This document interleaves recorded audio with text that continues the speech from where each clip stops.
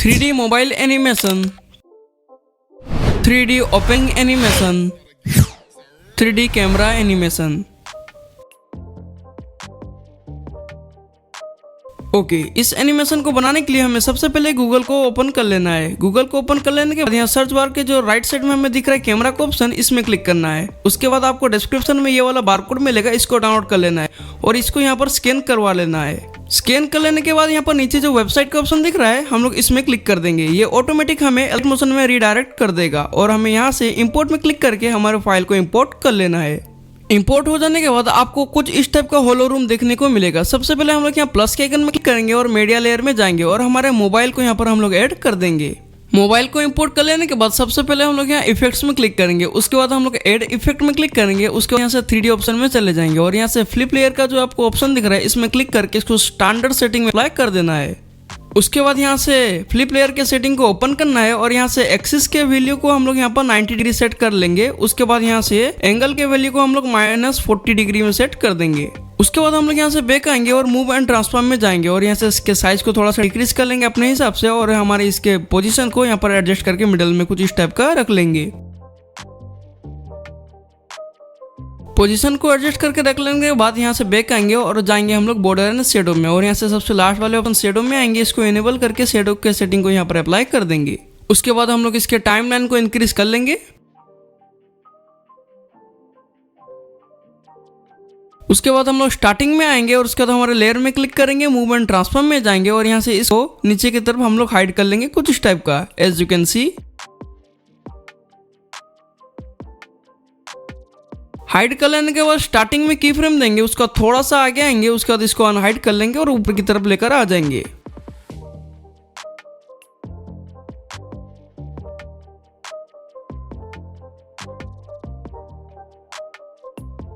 उसके बाद यहाँ से ग्राफ वाला आइकन में क्लिक करना है। उसके बाद यहाँ से कुछ इस टाइप का ग्राफ आप अप्लाई कर देना है।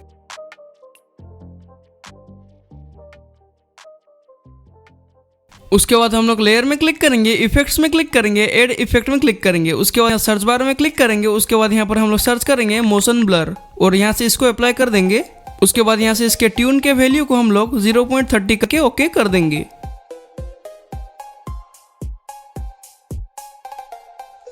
उसके बाद यहाँ से मोबाइल वाले लेयर को थोड़ा सा ड्रैग करके हम लोग आगे लेके आ जाएंगे। उसके बाद हम लोग टाइमलाइन के आगे में आ जाएंगे। मैं एग्जांपल के लिए यहाँ पर 115 में आ चुका हूँ। उसके बाद हम लोग यहाँ प्लस के आइकन में क्लिक करेंगे, मीडिया लेयर में जाएंगे और इस व्हाइट वाले शेप को ऐड कर देंगे। इसका भी लिंक डिस्क्रिप्शन में मैंने प्रोवाइड कर दिया है। उसके बाद इसके साइज को हम लोग कुछ अपने हिसाब से एडजस्ट करके रख लेंगे मोबाइल के ऊपर। उसके बाद हम लोग फिर से मीडिया लेयर में जाएंगे और हमारे कॉमेंट को यहाँ पर इम्पोर्ट कर लेंगे। उसके बाद मूव एंड ट्रांसफॉर्म में जाके हमारे कमेंट को यहाँ पर अच्छी तरीके से एडजस्ट करके रख लेंगे। उसके बाद यहाँ जो आई का ऑप्शन लेफ्ट साइड में हमें दिख रहा है, यहाँ पर इनको होल्ड करके रखेंगे और दोनों लेयर को सिलेक्ट करके रख लेंगे। उसके बाद यहाँ ऊपर इस वाला आइकन में क्लिक करके इन दोनों को ग्रुप कर देंगे। उसके बाद यहाँ से बैक आएंगे, फिर से ग्रुप लेयर को सिलेक्ट करेंगे, इफेक्ट्स में जाएंगे, एड इफेक्ट में जाएंगे और यहाँ से 3D में क्लिक करके यहाँ से रास्टर एक्सट्रूड को यहाँ पर ऐड कर देंगे। उसके बाद यहाँ से रास्टर एक्सट्रूड के सबसे नीचे में आएंगे और यहाँ से रेमोडसिंग को हम लोग यहाँ पर इसको फुल कर देंगे। उसके बाद यहाँ पर लाइट सोर्स में क्लिक करेंगे और इसको यहाँ से फ्लैट कर देंगे। उसके बाद आगे का सेटिंग आप लोग स्क्रीन में देख के मेरी तरह अप्लाई कर सकते हो।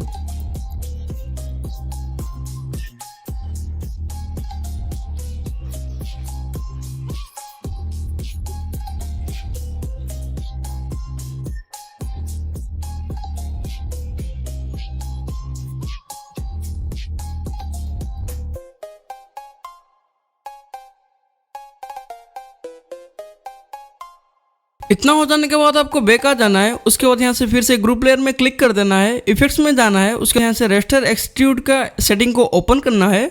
उसके बाद यहाँ से ओरिएंटेशन के वैल्यू को यहाँ से 0 कर देना है। उसके बाद यहाँ से स्क्रॉल करके नीचे आना है स्केल में और उसके बाद यहाँ से स्केल के वैल्यू को 0.01 कर देना है।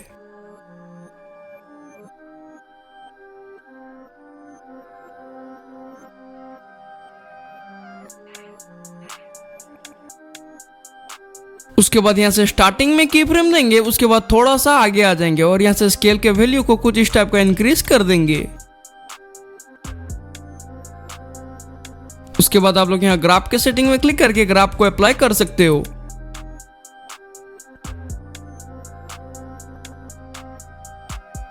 उसके बाद यहाँ से बैक आ जाएंगे, उसके बाद यहाँ से ग्रुप लेयर में क्लिक करेंगे, उसके बाद यहाँ इस एरो ऑप्शन में क्लिक करके फर्स्ट की फ्रेम के ऊपर में आ जाएंगे। उसके बाद हम लोग जाएंगे मूव एंड ट्रांसफॉर्म में और हमारा पहला की फ्रेम दे देंगे। उसके बाद यहाँ से इस वाले एरो आइकन में से क्लिक करके सेकंड की फ्रेम के ऊपर आ जाएंगे। उसके बाद यहाँ से इसको कुछ स्टेप का नीचे यहाँ लेकर आ जाएंगे एज यू कैन सी।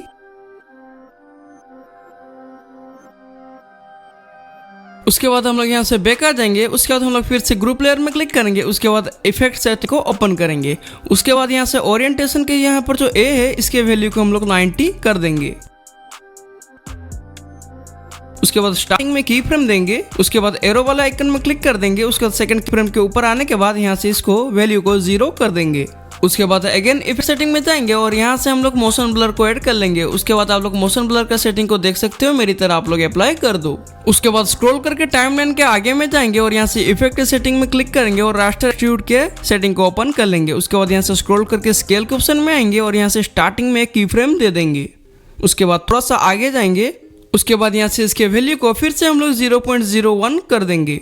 उसके बाद यहाँ से एरो वाला आइकन में क्लिक करके फर्स्ट की फ्रेम के ऑप्शन में आ जाएंगे। उसके बाद हम लोग जाएंगे मूव एंड ट्रांसफॉर्म में, पहला की फ्रेम देंगे। उसके बाद एरो वाला आइकन में क्लिक करके सेकंड की फ्रेम में आएंगे और उसके बाद यहाँ से इसको उस टाइप का ड्रैग करके यहाँ पर एडजस्ट करके रख लेंगे एज यू कैन सी। उसके बाद हम लोग बैक आ जाएंगे और रास्टर एक्सट्रूड के सेटिंग को फिर से ओपन करेंगे। उसके बाद हम लोग यहाँ पर एरो वाला आइकन में क्लिक करके हमारे फर्स्ट की फ्रेम में आ जाएंगे। उसके बाद यहाँ से ऊपर की तरफ चले जाएंगे ओरिएंटेशन की तरफ। उसके बाद यहाँ से एक की फ्रेम देंगे, उसके बाद सेकंड की फ्रेम में आएंगे। उसके बाद यहाँ से ओरिएंटेशन के वैल्यू को हम लोग 90 कर देंगे। देन ओके, इतना कुछ हो जाने के बाद हमारा मोबाइल एनिमेशन बन के तैयार है।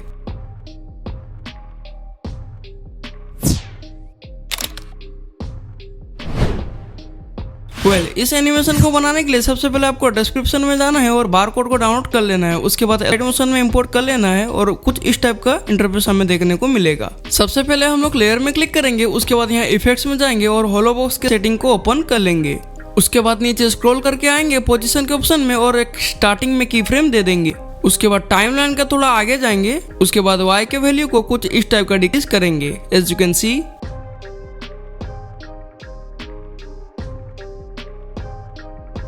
उसके बाद हमारा कुछ इस टाइप का एनिमेशन बन जाएगा। उसके बाद हमें स्टार्टिंग में आना है, मीडिया लेयर में क्लिक करके हमारे कोई एक इमेज को इंपोर्ट कर लेना है। मैं एग्जांपल के लिए इस थंबनेल को यहाँ पर इंपोर्ट कर लिया हूँ। उसके बाद हम लोग मूव एंड ट्रांसफॉर्म में जाएंगे, इसके साइज को डिक्रीज करके और इसकी पोजीशन को यहाँ पर एडजस्ट कर लेंगे और इसको मिडल में कुछ इस टाइप का एडजस्ट करके रख लेंगे।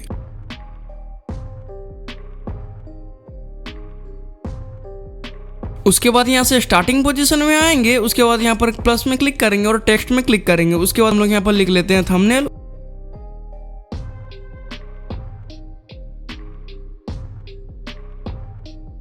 उसके बाद यहाँ से हमारे फ़ॉन्ट को सिलेक्ट करेंगे, फ़ॉन्ट कलर को सिलेक्ट करेंगे और साइज को सिलेक्ट करके टिक मार्क में क्लिक कर देंगे। उसके बाद यहाँ पर फ़ॉन्ट में क्लिक करेंगे, मूव एंड ट्रांसफॉर्म में आएंगे और इसके पोजीशन को यहाँ पर मिडल में सेट करके रख लेंगे।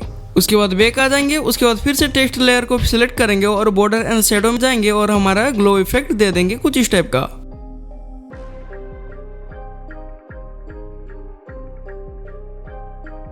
उसके बाद हम लोग बैक आ जाएंगे, हमारे थंबनेल लेयर और टेक्स्ट वाले लेयर को सिलेक्ट करेंगे और ऊपर इस वाला आइकन में क्लिक करके दोनों को ग्रुप कर देंगे। इतना हो जाने के बाद हम लोग बैक आ जाएंगे, उसके बाद स्टार्टिंग पोजीशन में जाएंगे, उसके बाद ग्रुप लेयर में क्लिक करेंगे, मूव एंड ट्रांसफॉर्म में क्लिक करेंगे। उसके बाद हम लोग ग्रुप को ऊपर की तरफ हाइड कर लेंगे कुछ इस टाइप का।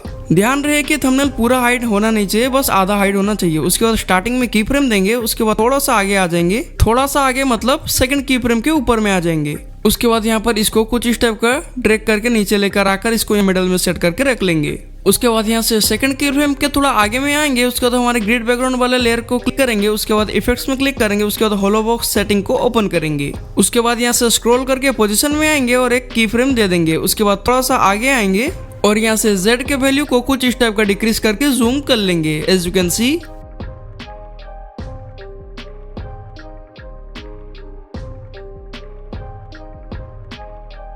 उसके बाद यहाँ से बैक आ जाएंगे और हमारे फर्स्ट की फ्रेम के ऊपर यानी लाइनअप में आ जाएंगे। उसके बाद हमारे ग्रुप लेयर में क्लिक करेंगे, उसके बाद यहाँ से मूव एंड ट्रांसफॉर्म में जाएंगे, उसके बाद यहाँ पर एक की फ्रेम दे देंगे। उसके बाद यहाँ से सेकंड की फ्रेम के लाइनअप में आएंगे, फिर से हमें मूव एंड ट्रांसफॉर्म में जाना है और यहाँ से इसको कुछ इस टाइप का जूम कर लेना है।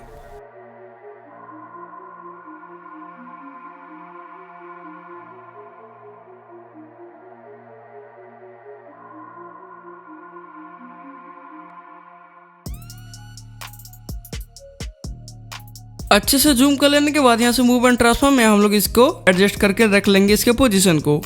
उसके बाद आप लोग देख सकते हो आपका ये वाला एनिमेशन भी बनकर तैयार है। 3D camera animation. इस एनिमेशन को बनाने के लिए सबसे पहले हम लोग एक व्हाइट कलर के बैकग्राउंड को ले लेते हैं और हमारे एक प्रोजेक्ट को क्रिएट कर लेते हैं। उसके बाद हम लोग यहाँ पर प्लस के आइकन में क्लिक करेंगे और मीडिया लेयर में जाएंगे और हमारे इमेजेस को यहाँ पर हम लोग इंपोर्ट कर लेंगे। इमेजेस को इंपोर्ट कर लेने के बाद अब हम लोग इसका टाइमलाइन को इंक्रीज कुछ इस टाइप का कर लेते हैं।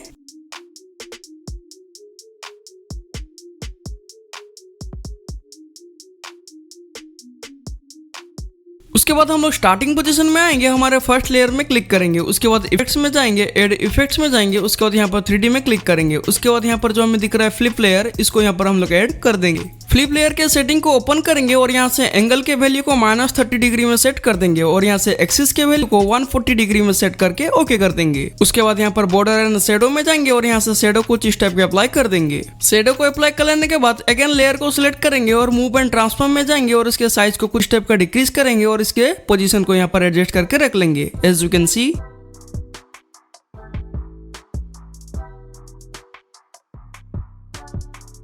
उसके बाद हम लोग इसी प्रोसेस को सारे लेयर्स में फॉलो करेंगे। आप लोग स्क्रीन में देख सकते हो।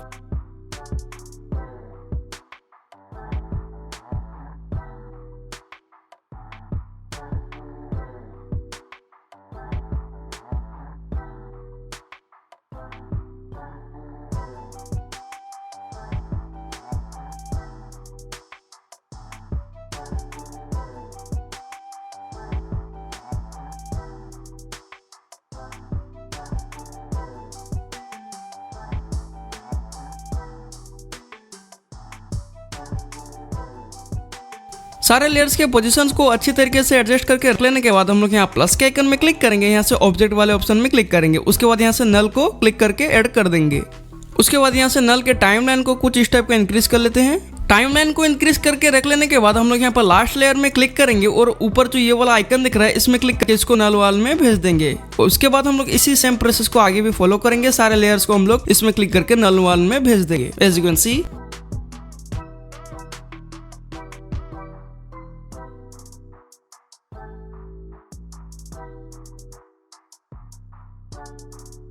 सारे इमेज लेयर्स को नल में भेज देने के बाद हम लोग यहाँ पर नल में क्लिक करेंगे। उसके बाद हम लोग मूव एंड ट्रांसफॉर्म में चले जाएंगे। उसके बाद आप लोग यहाँ पर हल्का सा मूवमेंट करके देख सकते हो हमारा इमेज जो है, सारे इमेज जो है 3D में मूव और चेक हो रहे हैं। ओके, आप लोग यहाँ पर देख सकते हो एक्स और वाई की मदद से हम लोग यहाँ पर इमेज लेयर के पोजीशन को सेट कर सकते हैं और जेड की मदद से हम लोग इसको जूमिंग जूम आउट कर सकते हैं। ओके, अब हम लोग इसको जूम करेंगे, जिसके लिए हम लोग जेड में जाएंगे और कुछ इस टाइप का जूम कर लेंगे। उसके बाद यहाँ से पोजीशन में आके कुछ इस टाइप का इसको मिडल में सेट करके रख लेंगे।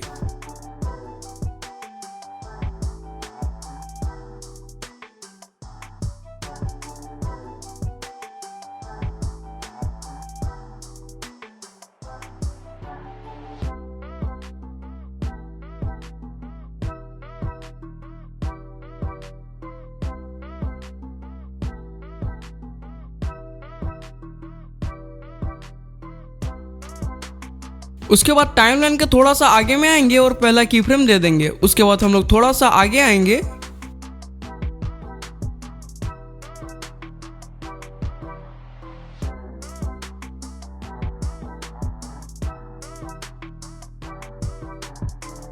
उसके बाद यहाँ से इसको कुछ इस टाइप का जूम आउट करेंगे और इसके पोजीशन को कुछ इस टाइप का हम लोग लेफ्ट साइड में लेकर आएंगे एज यू कैन सी।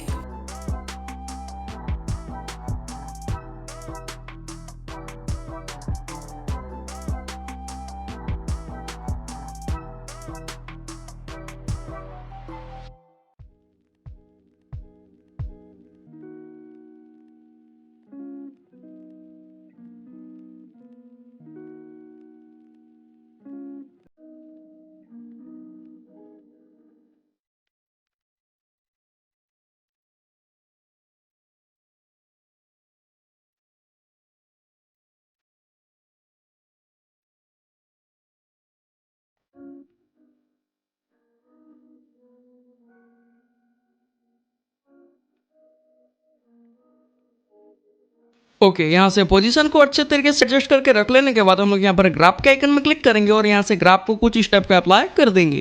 उसके बाद यहाँ से नल लेयर को सिलेक्ट करेंगे और एरो वाला आइकन में क्लिक करके सेकंड की फ्रेम के ऊपर में आ जाएंगे। उसके बाद यहाँ पर इस आई वाला आइकन में क्लिक करके डुप्लीकेट लेयर कर देंगे। उसके बाद मूव एंड ट्रांसफॉर्म में जाएंगे और यहाँ से की फ्रेम जो है इन सबको हम लोग हटा देंगे। इतना हो जाने के बाद हम लोग फिर से नल 1 को सिलेक्ट करेंगे और ऊपर इस वाला आइकन में क्लिक करके इसको नल 1 यानी नल 2 में क्लिक करके भेज देंगे। उसके बाद यहाँ से सेकंड की फ्रेम के लाइनअप में आ जाएंगे। उसके बाद हमारे नल 2 को क्लिक करेंगे, मूव एंड ट्रांसफॉर्म में जाएंगे और अपना पहला की फ्रेम दे देंगे। उसके बाद थोड़ा सा आगे आएंगे, हमारे सेकंड की फ्रेम को देंगे और यहाँ से कुछ इस टाइप का जूम आउट करके इसको राइट साइड में कुछ इस टाइप का एडजस्ट करके हमारे थर्ड प्रोजेक्ट की तरफ लेकर आ जाते हैं। इसके बाद वाला प्रोसेस आप लोग स्क्रीन देखकर मेरी तरह अप्लाई कर सकते हो। ध्यान से देखो तो समझ जाओगे।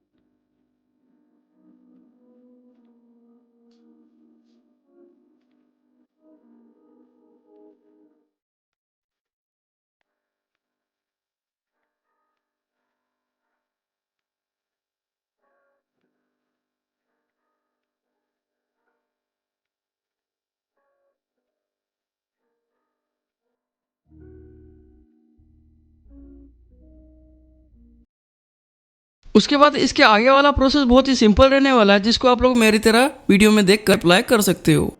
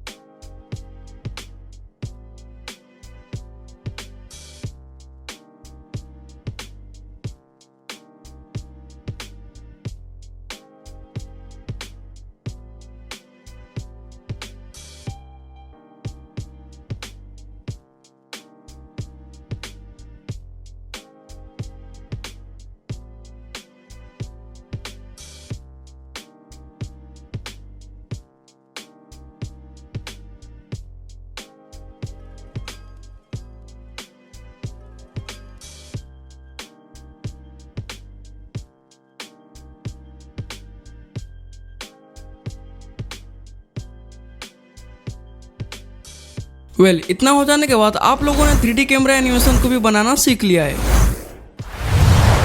कॉन्ग्रेचुलेशंस। अगर आपने यहाँ तक वीडियो को देख लिया तो आप लोगों ने मैक्रो के 3D एडिटिंग सीरीज के पार्ट 3 वाले वीडियो को देख लिया है। अगर आप लोगों ने पार्ट 1 और पार्ट 2 को अभी तक नहीं देखा तो लेफ्ट और राइट में सजेस्ट कर रहे हैं, उनको देखो।